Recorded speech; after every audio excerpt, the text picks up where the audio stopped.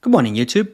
Today I'm going to talk about the creation of applications in BigIP Next using the new AS3 editor.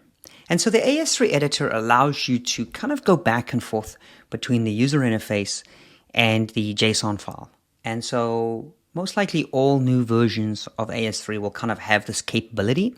And kind of why is this nice? This is nice because as a non-declarative user or as a non-AS3 user, you can kind of start to interact with the user interface potentially through a menu-based or a template-based form, but you could kind of see what things look like in a declarative-based, like kind of like API workflow. What that allows you to then do is kind of take it outside of the user interface or the manager completely and maybe start to use a pipeline or some type of post editor. Like it could be like, for example, some type of WebSocket or very simple, just using something like Postman or some type of a VS Code editor to actually go and post stuff. But to simplify that, what we've done is we've added that functionality into BigIP Next. And I really like this because it's very different than Classic. And so I wanted to kind of just give you a little bit of a preview of kind of what's coming and kind of like what's in BigIP Next today and what you can kind of use. But a lot of this is going to be kind of like what's coming what's coming, early in the new year, so, or a little bit later in the year. So let's go ahead and take a look. So I'm going to go ahead and create an application here within BigIP Next. And so let's go ahead and start adding an application. And I'm going to create the application from the AS3 editor's perspective. And so this would be a new application. But the difference here is I'm not going to use a UI. I'm actually just going to go ahead and post a pre-constructed AS3 declaration. Now, this could be coming from Classic. You wanted to migrate something from Classic, you could then go ahead and get your application and basically post it here. Now, this kind of like creation of an app is really at the per app level. So you're really just posting kind of like your per application. You're not necessarily posting or migrating all of your applications. So think of this as a per app or a kind of like specific AS3 service, right? And so here I have a very, very simple one application on one tenant. And what I'm actually going to do here is I'm going to actually go ahead and add this simple application right here. And so within the editor itself, I'm going to go ahead and kind of like update or post this editor. Now, you ask me, Mark, does this replace a traditional editor? Not really. What you would probably do is build and validate or manipulate your configuration in VS Code. Maybe you can do schema validation there. But this is a way to actually get it into the system and get it deployed to the device in a very, very, very quick and easy fashion. What's really nice about this is that because if there's not an option in the UI, because it hasn't come yet, maybe it's just been added. If it's in the schema, it's supported.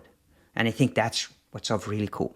And the schema is actually quite large. The function might actually already be there within the system, but it might not be exposed in the UI. And so this is a great way of kind of getting stuff into the application. Now the UI will be schema based, right? So the UI and the editor is going to be the same.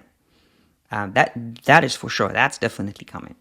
So now that the editor is kind of like, and it does have verification in the background. I'm going to kind of toggle that, whether you want that on or off.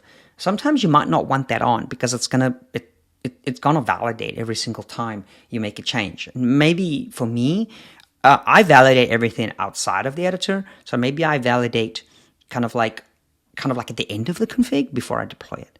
And so as you can see right here, it's reviewed and deployed.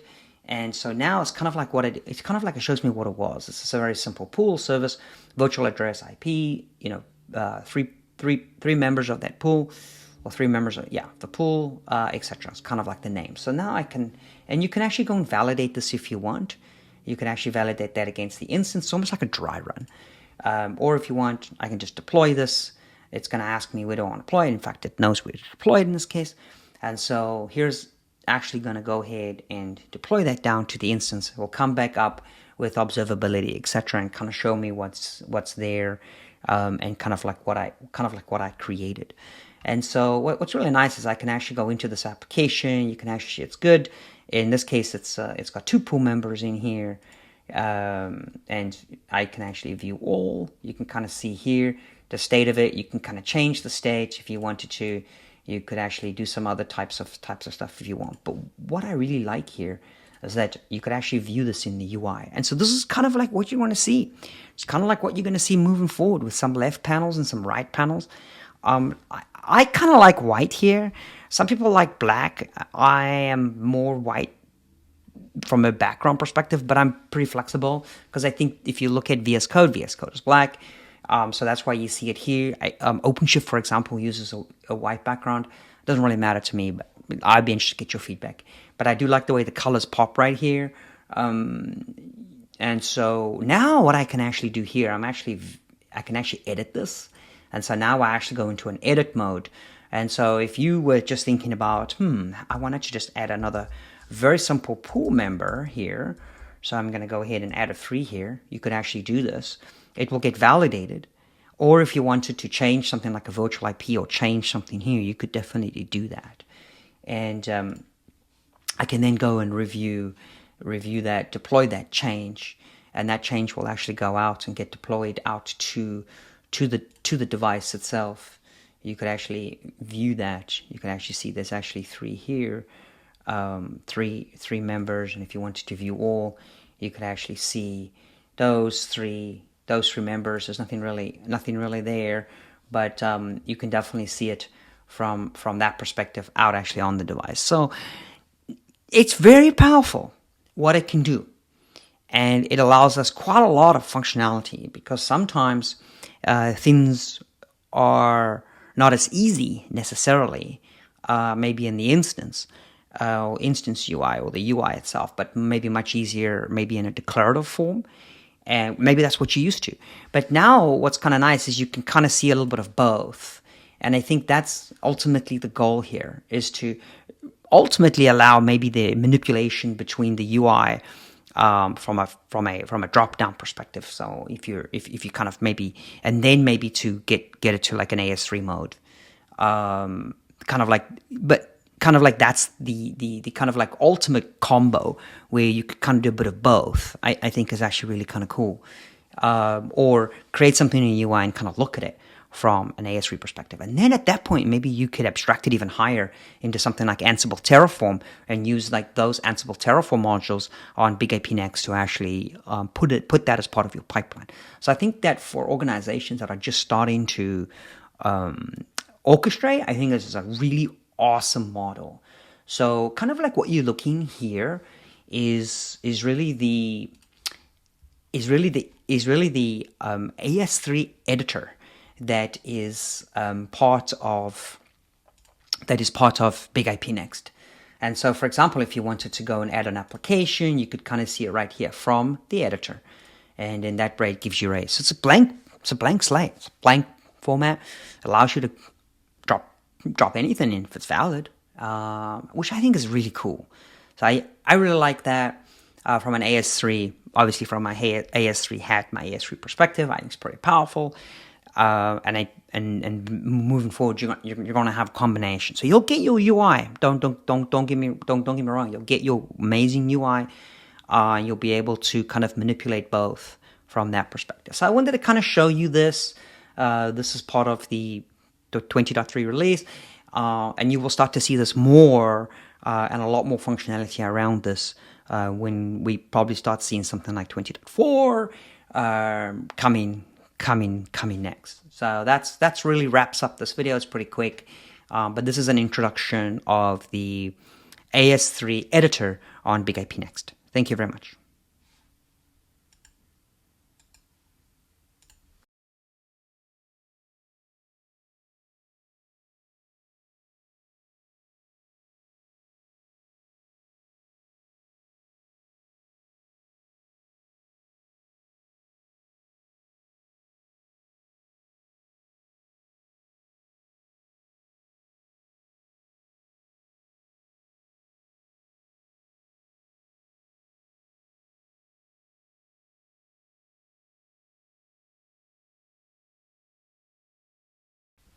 Good morning, YouTube.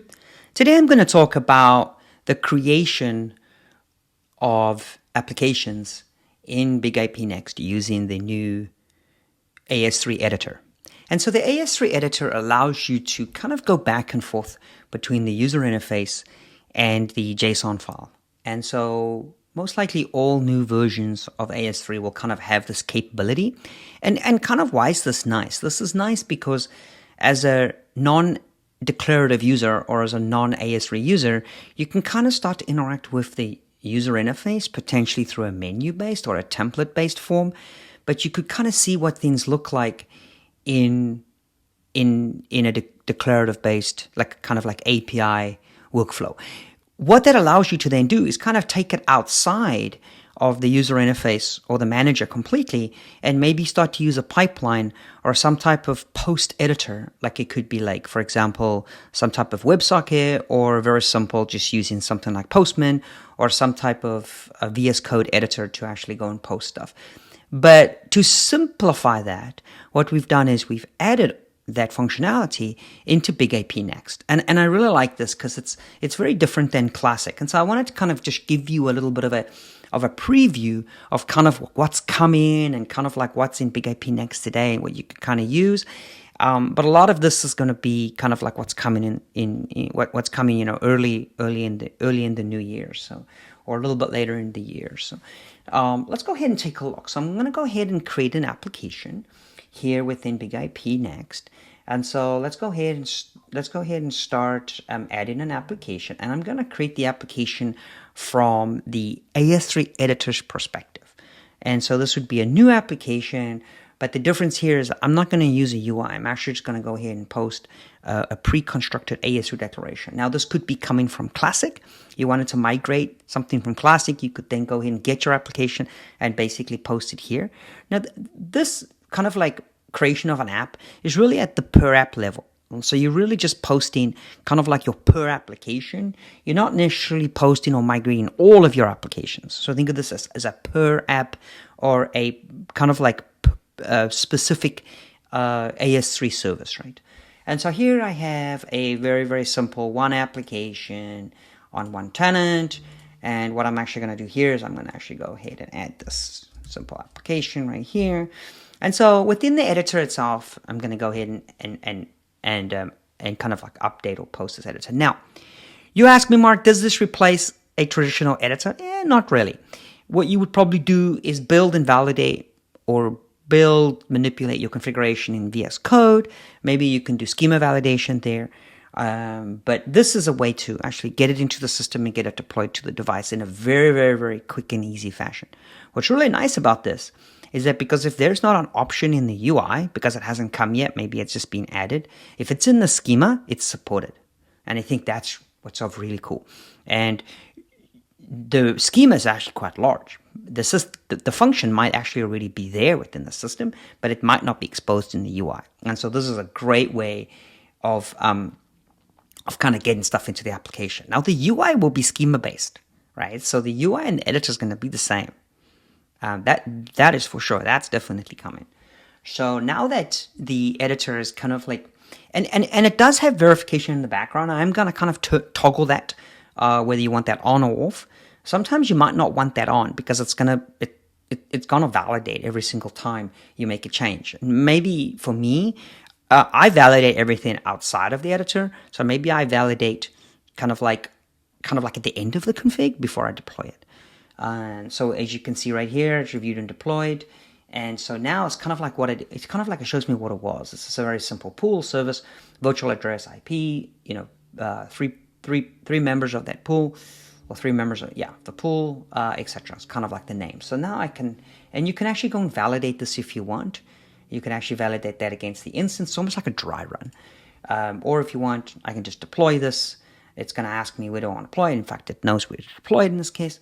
And so here's actually going to go ahead and deploy that down to the instance. It will come back up with observability, etc., and kind of show me what's there, and kind of like what I created. And so what's really nice is I can actually go into this application. You can actually, it's good.